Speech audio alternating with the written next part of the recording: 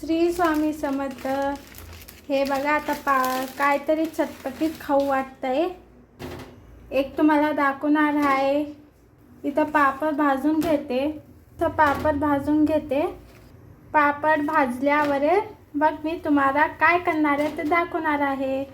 पापड झालेले. आता गॅस बंद करून घेते आणि हे बघा 4 पापड भाजून घेतलेत. चला मग आता स्टार्ट करूया. आता रेसिपीला सुरुवात करूया. आता तुम्ही बघा मी काय करणार आहे चटपटीत. आता पापडला चुरा करून घेते. आता पापड चुरा करून घेतले. आपल्याला जास्त पण चुरा करायचं नाही, अशा प्रकारे करून घ्यायचं आहे.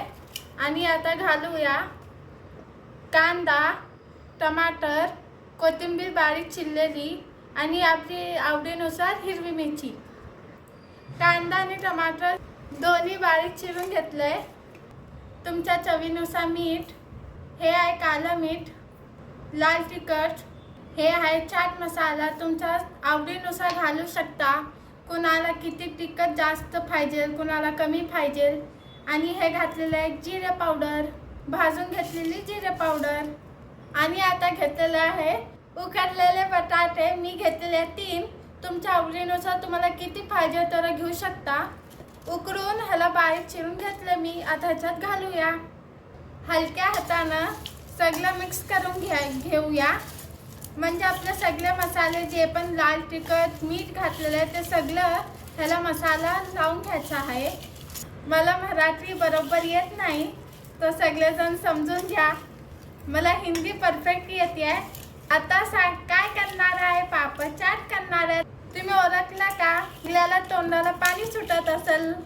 आणि हे घेतलेले बारीक शेव सुद्धा तुमच्या आवडीनुसार घेऊ शकता.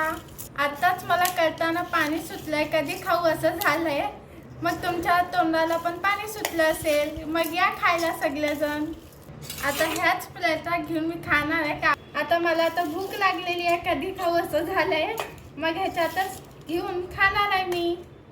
1 प्लेट मी घेणार आहे आणि 1 प्लेट मम्मीला देणार आहे. पण पहिलं मी खाणार. कॉलेजवरनं आता आलेली आहे. मग मला भूक लागली आहे. चला मग या सगळेजण.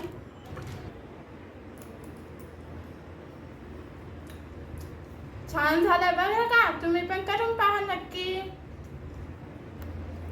आता मी पण खाऊन घेते. तुम्ही पण हे रेसिपी करून पहा नक्की. आणि चांगलं वाटलं तर लाईक शेअर जरूर करा. बाय.